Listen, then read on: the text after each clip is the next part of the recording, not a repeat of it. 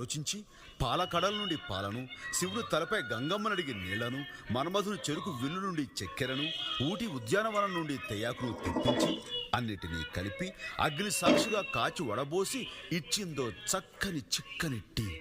అది తాగిన బ్రహ్మ ఆనాటి నుండి ఈనాటి దాకా రెస్టు లేకుండా సృష్టి కొనసాగిస్తూనే ఉన్నాడు. అంత మహత్తున ఈ టీకి మరో పేరే ఛాయ్ మేరా భాయ్. ఈ ఛాయ్ చరిత్రను నోరారా చెబుతా, నోరూరేలా వినుకోవోయ్. ఆహా. ఆ